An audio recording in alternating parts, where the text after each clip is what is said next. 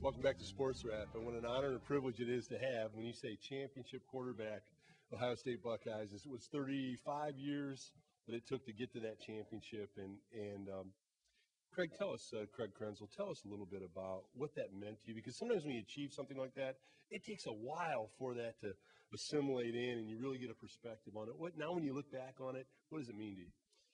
You know, it was a great opportunity. I was very, very fortunate and blessed to be with just a great group of guys. Yeah. You know, you just said it all right there. It takes a while to really understand what it means. You know, you hear in Columbus, Ohio, hasn't been done in 35 years, and it's however many years later now, and it still really hasn't sank in. You know, I know a lot of my friends and former teammates are still playing, still trying to take their career to the next level in the NFL in terms of winning a Super Bowl. Those that aren't playing are taking it to the next level in business and whatever endeavors they might be going on. And I'm sure, hopefully, you know, someday, 10, 20 years from now, it'll really kind of sink in and we'll have that pride that you probably should be feeling that right now where I think we're all too busy getting on with the rest of our lives. Right. Craig, the name Krenzel's on the Fiesta Bowl 2003, 2004 MVP.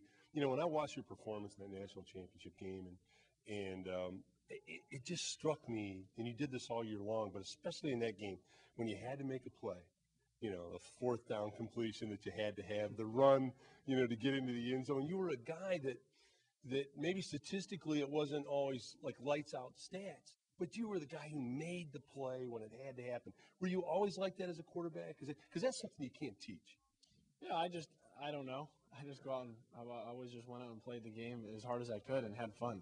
And, you know, I was very, very fortunate to be a part of that team and have some success. And we had a lot of great success as a team. But, you know, you kind of hit the nail right on the head. You look at the national championship game, and if you looked at the stats and saw that a quarterback was the MVP with being 7 for 21 for just over 100 yards and 2 interceptions, you know, it's pretty laughable. But, you know, I think that is the one thing that really attributed to the success of our team is we had a number of guys that just did whatever it took to win football games, regardless of what it did for their stats. To me, Craig, you were the MVP, and you were the true essence of what a leader is. Because a lot of guys produce stats. I guess that's where I was getting to. A lot of guys produce stats, but their teams don't win. You know, and you made plays so your team could win, and you made other people on your team better by your play. All right, the NFL. You had a little taste of that.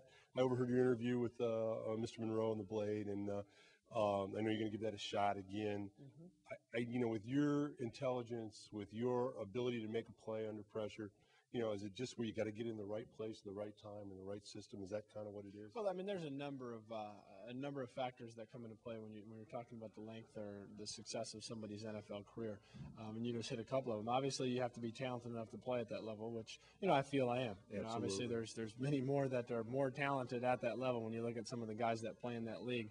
But you know, I'd love a chance to get back in there, to hang around, get in the right system, grow and develop. And try to become a better player, you know, and that's all really right now just kind of pending on the health of my elbow, and we'll just kind of take it one day at a time. And Craig, you're here for the Fellowship of Christian Athletes, and we thank you so much for coming to Toledo, being here for this organization.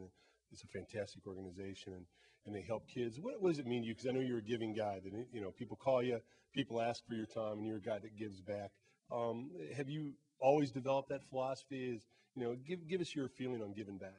Well, you know, I think it's especially somebody in my position, somebody in the position who's played football at a place like Ohio State and received so many great things from the city of Columbus, from the state of Ohio. You know, it's an obligation.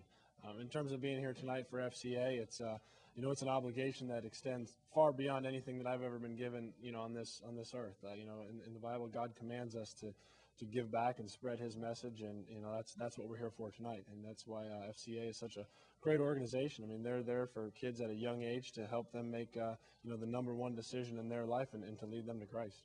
And Craig, if you get on the cell phone today and talk to Troy Smith, what would you tell him about the NFL that maybe because you can talk about it, you know, people can watch it, people watch it on TV, but they don't get the essence. You've been on the field, the guys are zooming by you, they can all run, they're all athletes. What would you tell him that doesn't know right now? You know, I think the biggest thing that I would tell Troy is just to have fun. Okay. You know, with what happened on draft day and where everyone thought he would go, where he thought he maybe would, you know, I don't know what Troy was thinking, but that's all people trying to predict the future, and it's very rarely are they correct. You know, but I think Troy's in a great fit. He's going to be with a solid team. He's going to be in and a strong opportunity to grow and develop behind a couple of good quarterbacks. It was some good coaching. And, I think if he takes that and has some fun with it and works hard and makes the best of it, he's going to have a bright career. And Craig, who do you think is going to be any insight into the Buckeye starting quarterback without putting anybody on the spot? Any insight into who you think is going to get that job? Once again, that would be somebody just trying to predict the future. I think right now, Coach Tressel sometimes in his interviews and the way he comes on sounds kind of, mundane and really like he's trying to hide something. But that's, that's just the truth. Right now, if they had to play tomorrow, Todd would start because he gives them the best chance to win in the coaching staff's eyes because he's going to take care of the football. Put a premium on that, and he probably knows the offense better than anyone. But that doesn't mean in the next few months, Rob or Antonio can't make some strides and really take that next step and open some eyes from fall camp. So it's going to be fun to watch them all develop. Craig Krenzel, speaking of fun, we thank you so much for being here in Toledo, for being here with the Fellowship of Christian Athletes, and congratulate you on what a credit you've been to the college game and to Ohio State and giving back in the community. Thank you, sir. Thank you very much. All right. Appreciate it. We'll be back with more Sports Wrap.